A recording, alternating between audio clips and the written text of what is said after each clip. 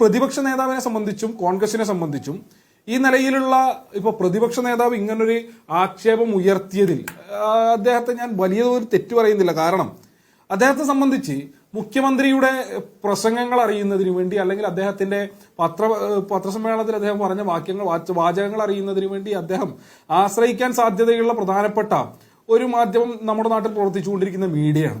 എന്നാൽ ഈ ദിവസങ്ങളിൽ തെരഞ്ഞെടുപ്പ് പ്രവർത്തനങ്ങൾ ആരംഭിച്ച് ഈ ഘട്ടം വരെ എത്തുമ്പോൾ എത്രമാത്രം പ്രാധാന്യം അദ്ദേഹം സംഘപരിവാറിനെതിരെ ഉയർത്തിക്കൊണ്ടിരിക്കുന്ന രാഷ്ട്രീയ പ്രചരണത്തിന് എത്രമാത്രം പ്രാധാന്യം കേരളത്തിലെ മാധ്യമങ്ങൾ കൊടുക്കുന്നുണ്ട് എന്നുള്ളതിനെ സംബന്ധിച്ച വലിയ വിമർശനം ഞങ്ങൾക്കുണ്ട്. ഇപ്പോൾ ഒരു ചെറിയ ഉദാഹരണം പറഞ്ഞാൽ ഈ കഴിഞ്ഞ 15-ാം തീയതി നരേന്ദ്രമോദി കേരളത്തിലെത്തി അദ്ദേഹം പച്ചക്കള്ളങ്ങളുടെ പെരുമഴ ഈ നാടിന്റെ മുൻപിൽ അവതരിപ്പിച്ചു. ഈ നാടിനകത്ത് വർഗീയ കാർഡിറക്കി ഈ നാട്ടിലെ കേരളത്തിലെ മനുഷ്യരെ ഭിന്നിപ്പിക്കുന്നതിന് വേണ്ടി വിഭജിപ്പിക്കുന്നതിന് വേണ്ടിയിട്ടൊക്കെയുള്ള പലതരത്തിലുള്ള പച്ചക്കള്ളങ്ങളും ഈ നാടിനെതിരായിട്ടുള്ള പ്രചരണങ്ങൾ ഉൾപ്പെടെ അദ്ദേഹം നടത്തി. സ്വാഭാവികമായും തൊട്ടടുത്ത ദിവസം 16-ാം തീയതി രാവിലെ തൃശൂർ വെച്ച് ഈ നാട്ടിലെ മാധ്യമങ്ങളെ കണ്ടുകൊണ്ട് കേരളത്തിന്റെ മുഖ്യമന്ത്രി നരേന്ദ്രമോദി ഉയർത്തിയ ഓരോ ചോദ്യങ്ങൾക്കും അദ്ദേഹം ഉന്നയിച്ച ഓരോ വർത്തമാനത്തിനും അക്കമിട്ട് നിരത്തി മറുപടി പറയുന്ന സാഹചര്യം ഉണ്ടായി.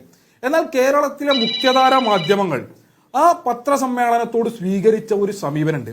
അവർ നരേന്ദ്രമോദിക്ക് മുഖ്യമന്ത്രി കൊടുത്ത മറുപടിയേക്കാൾ മറുപടി ചർച്ച ചെയ്തില്ല, ജനങ്ങളുടെ മുൻപിലേക്ക് എത്തിച്ചില്ല. അതിനപ്പുറത്ത് മാധ്യമങ്ങൾ സ്വീകരിച്ചൊരു നിലപാട് അകിടിന്റെ ചുവട്ടിൽ ചോര ലക്ഷ്യമാക്കി പറക്കുന്ന കൊതുകിന് സമാനായിരുന്നു.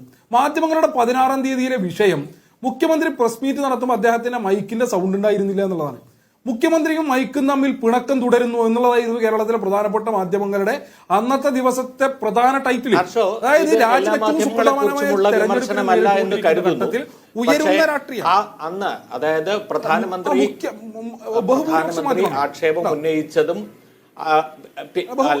പിറ്റേന്ന് അദ്ദേഹത്തിന്റെ മറുപടി മുഖ്യമന്ത്രിക്കെതിരായിട്ടുള്ള ആക്ഷേപവും പിറ്റേന്ന് അദ്ദേഹത്തിനോടുള്ള മറുപടികളും വളരെ കൃത്യമായി വാർത്തയാക്കിയ മാധ്യമങ്ങളും ഉണ്ട് എന്ന് മനസ്സിലാക്കുമല്ലോ.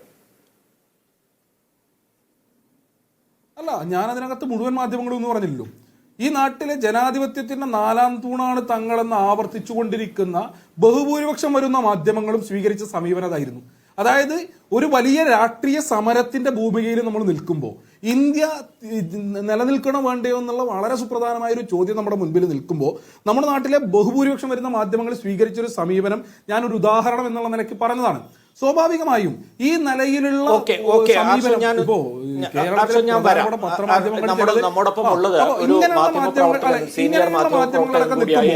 പ്രതിപക്ഷ നേതാവിന് സ്വാഭാവികമായിട്ടും പ്രതിപക്ഷ നേതാവിന് അത് കാണാൻ കഴിഞ്ഞിട്ടുണ്ടാവില്ല എന്നുള്ളതാണ്. അതിന്റെ ഭാഗമായിട്ടായിരിക്കും അദ്ദേഹം ഇങ്ങനെ വിമർശനം ഉന്നയിച്ചത് എന്നുള്ളതാണ് ആദ്യഘട്ടത്തിൽ സൂചിപ്പിക്കാനുള്ളത്. ഓക്കെ.